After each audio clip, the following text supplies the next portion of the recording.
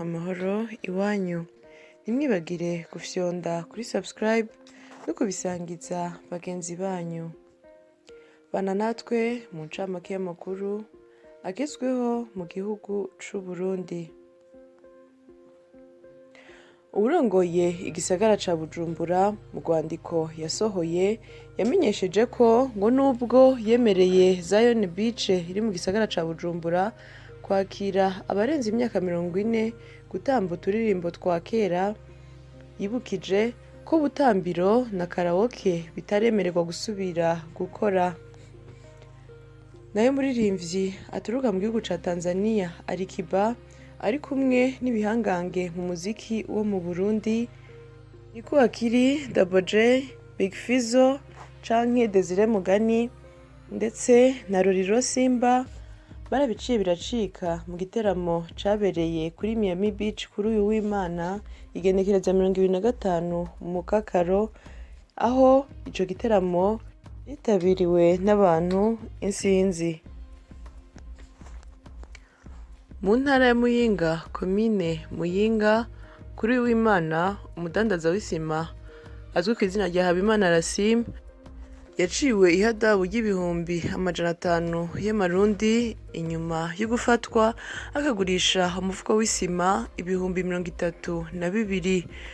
Imifuko yari afise yose yaciye ifatwa n'abajejwe intwaro uko yari 180. Inyuma yaho bishikirijwe na musitanteri wa komine Makamba Zuena, vyaremejwe na buramatari w'intara ya Makamba Françoise Ngozirazana, aho bashikirije ko umuryango wose mu ntara ya Makamba ubwirizwa guca umukobeko ureha 50 kandi ngo imvura izotasure iyo mikobeko yaraciwe. Utazobikora azocibwa ihadabu y'amafaranga 50. Abafundi b'indimo nabo bakaba basabwe kuzinduka bapimira umuryango wose kugira ngo batangure. Mu ntara na komine ya Makamba, vukira izwi ku izina rya Habonayo Boniface asanzwe aba mu gihugu c'Ubushinwa yaratanze imifuko 150 y'isima kugira ngo hashigwe amasomero 9 hamwe n'ibiro vy'umuyobozi w'ishure kw'ishure shingiro ya Kayoba. Ibindi iyo mvukira imaze gukora niwe yubatse ishure shingiro ya Kanzege, yongera anaronsa amazi meza uwo mutumba wa Kanzege avukako. Abajejwe intwaro bakaba bashima intererano yiwe mu iterambere ry'aho avuka. Mu ntara ya Bujumbura, abenegihugu bo ku musozi wa Kavumu zone Muyira babonye iterambere ritevye kubashikako, baca bahitamwo kwiyimbira ibarabara ry'ibirometero 5 no kwiyubakira amashure mato mato abana babo bokwigamwo, kuko ngo bava muri rirare bakaja kwiga muri meri. Ivyo bikorwa bakaba babikora buri wa gatandatu kandi atagahato. Dutandukire amakuru y'inkino. Kuri uyu wa gatandatu igenekereza 24 mu Kakaro kuri Centre Jeune Kamenge, inkino zitandukanye zigizwe no gusiganwa umupira w'amaguru, uw'amaboko nizo zari zitegekanijwe. Akaba ari mu rukurikirane rw'ibikorwa vy'indwi yahariwe abarundi baba mu makungu. Imigwi y'abanonotsi bo mu ntara ya Bururi na Ambassadeur Burundais d'Athlétisme w'i Bujumbura niyo yerekanye ubuhinga kurusha abandi. Ni mu gihe ku bahungu bitabiriye iryo higanwa birutse ku metero 10,000, akaba bari abahungu 36, na ku ruhande rw'abigeme birutse ku metero 6,000, abigeme 11. Minisitiri Niyongabo arongoye umugwi w'abateguye iryo higanwa yashikirije ko inkino ari ikintu ciza cane gihuza abantu kigatuma bamenyana. Nayo uwaserukiye abarundi baba mu mahanga Japhet Legentin Ndayishimiye yarashimiye abateguye ivyo bikorwa yongera anashima ko izo nkino zitanga akaryo keza kugira abarundi baba hanze baganire bari mu gihugu. Ku ruhande rw'abahungu, Kwizera Rodrigue wo muri Ambassadeur Burundi d'Athlétisme niwe yabaye uwa mbere, akurikirwa na Jean-Marie Bukuru mugwi Aigle Noir wo muri komine Mugamba. Wa gatatu yabaye Leonce Bukuru wo mu mugwi Messager y'Ibururi. Ku ruhande rw'abigeme, uwa mbere yabaye Francine Niyomukunzi wo mu mugwi Messager Bururi, yakurikiwe n'uwitwa Micheline Niyomahoro wo mu mugwi Messager Bururi nyene. Wa gatatu akaba yabaye Violette Ndayikengurukiye wo muri Ambassadeur Burundi d'Athlétisme. Batatu ba mbere nibo baronkejwe udushimwe. Mu gihe mu mugwi wa Rukinzo FC amakuru ya Mercato ataramenyekana neza, icamenyekanye nuko ngo Miburo Abubakar wahoze ari umumenyereza ngo ari we azobandanya amenyereza uwo mugwi. Inkino y'umupira w'amaguru ku ruhande rw'abigeme, inyuma y'indwi ya 12 Etoile du Matin yatsinze ibitsindo 10-0 Fraternité. Abeza FC itsindwa na Etoile de l'Est ibitsindo 2-0. Kazoza Keza yatsinze ibitsindo 4-0 Kerebuka. Sezerano nayo itsinda ibitsindo 2-0 CSA Gatumba. Bon Avenir yatsinze ibitsindo 2-0 Maika. Kuri ubu umugwi wa mbere ni Etoile du Matin n'amanota 33, hagakurikira Bon Avenir n'amanota 31, Kazoza Keza ni ya gatatu n'amanota 23, hagakurikira umugwi wa Sezerano ufise amanota 22. Umugwi wa Kerebuka ukaba ufise amanota 19, Maika ni wa gatandatu ukaba ufise amanota 15. Etoile de l'Est nayo indwi ikaba ifise amanota 10, umugwi wa Fraternité n'umunani n'amanota 9, umugwi wa Beza FC n'uw'9 n'amanota 8, CSA Gatumba ni ya 10 n'amanota 5. Adolphe Nshimirimana apfuye, Bunyoni yaciye aduga gose aba nk'ukumengo muri ubwo butegetsi havuye umukuru w'igihugu niwe byukora afite ijambo muri ico gihugu. Rero haciye haza uwundi abari wasimbishwa aja kuba umukuru w'igihugu. Nta wuzi ibiharuro byari bihari igihe Evariste Ndayishimiye ashimwa ko ari we yoja hejuru, ibiharuro byari mu mutwe w'umuhisi President Nkurunziza. Bamwe baragira bati we yategura ko nka kujya yitwa Imboneza yamaho ko azoguma afise ijambo rinini cyane mu gihugu, kuko uravye n'itegeko rimugena rivuga ko hari ibibazo by'igihugu ategerezwa kubazwa. Uravye ibyubahiro yarafise, uravye ingene bavuga ko mu kwezi kw'indwi umukuru w'igihugu avuga ijambo ku munsi mukuru wo kwikukira, muri uko kwezi nyene hakacakurikira ijambo ry'imboneza yamaho. Byasa n'ukumengo we yari yibikiye ko nahatakira umukuru w'igihugu aguma afise ingufu zidasanzwe ku buzima bw'igihugu, akacashima gushiraho umukuru w'igihugu yibaza ko atazoba afise ingufu zose, kumbura akamucungisha wa mushikiranganje wa mbere ariwe by'ukuri yashobora kuba yitezwe ko ari wazo afise inguvu, kumbure n'ayandi mabanga agenda yashiramwe abandi bantu bashobora kumufasha kugira inguvu z'umukuru w'igihugu zibe ari zikeyi. Aha rero giye ku bwanje niho nibaza hambere hashobora kuba hava ingorane uyu munsi turiko turabona, aho umukuru w'igihugu we nyene yivugira ko afise intumbero nziza ku gihugu, ko ashaka kugwanya abagira iturire, ko ashaka kugwanya abategetsi bo hasi bonona intwaro, mugabo agasanga ntafise abamufasha. Iri ni jambo rikomeye rwose yavuze. Umukuru w'igihugu avuze ko atagira abamufasha mu gihe umufasha wiwe wa mbere ari wa mushikiranganje we wa mbere.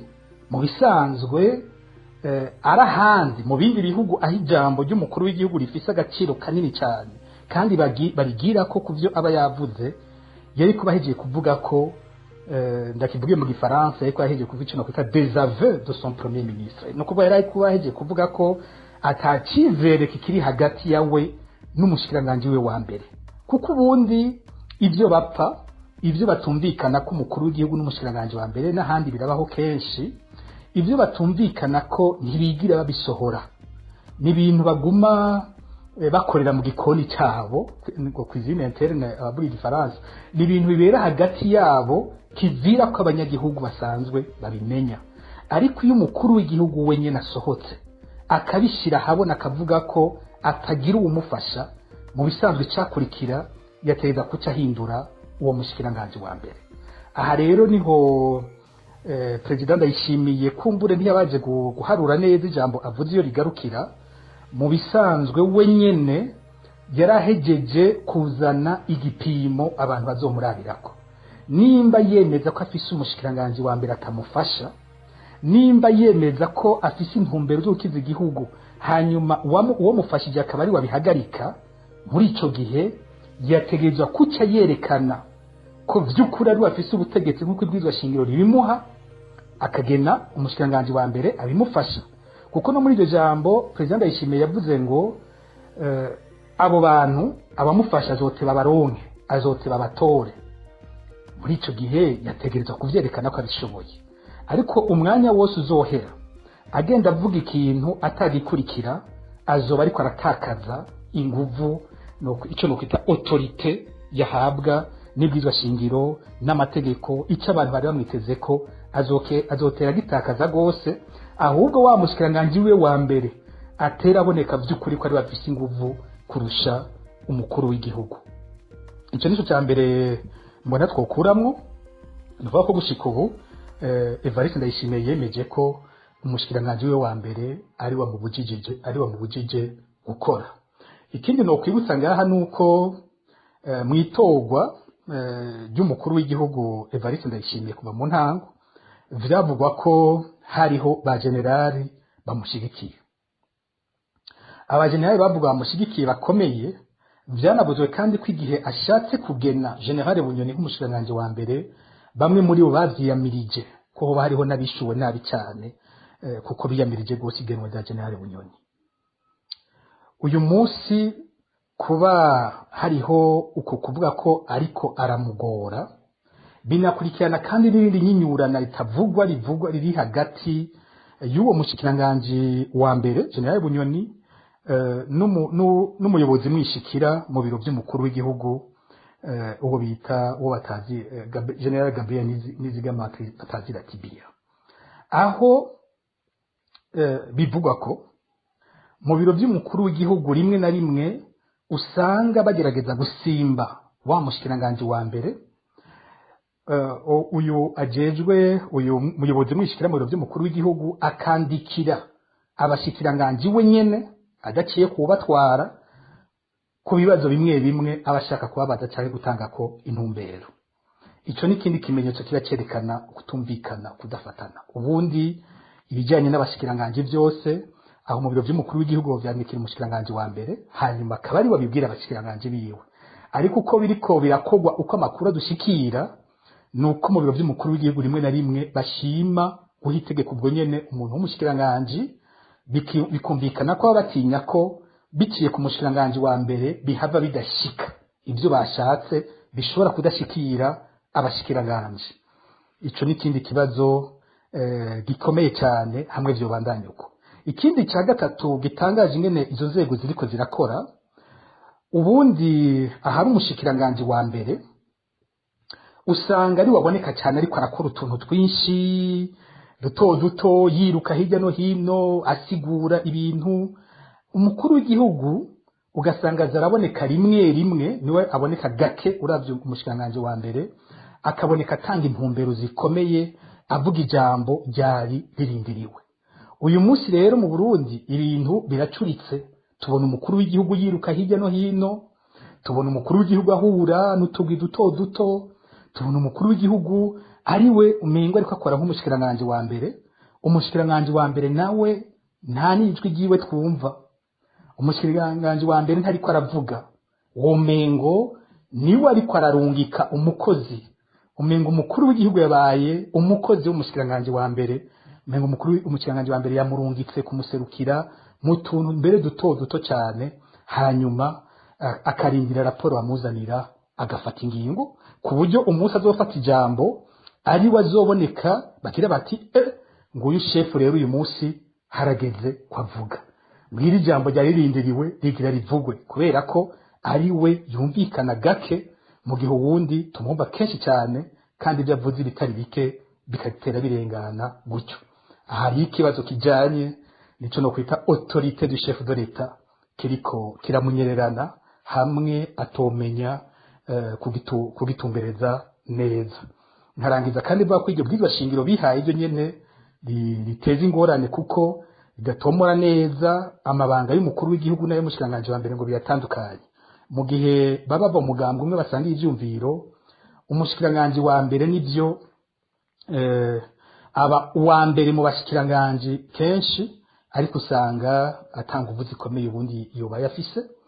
Mu gihe iyo naho bishitse imigambwe itavuga rumwe n'umukuru w'igihugu nitsinze amatora y'abashinga amateka iri bwiza shingiro rishobora kuzodutera ingorane bwose tugasanga dufise imitwe ibiri hejuru y'igihugu bikazohava bitugora ingene bigenda bikabyara izindi njyane zikomeye. Ku kibazo rero mwambajije umukuru w'igihugu avuze ko atagira umufasha ko Musa ariko biriko biragoranira jewe ku bwanje numva ko yavuze ko agowe n'umushikiranganje we wa mbere ko ari bariko aramugora ku buryo ategereza kwiyumvira mu nyuma kuzona muhindura mu gihe avuga ngo azoteba aronke abamufasha.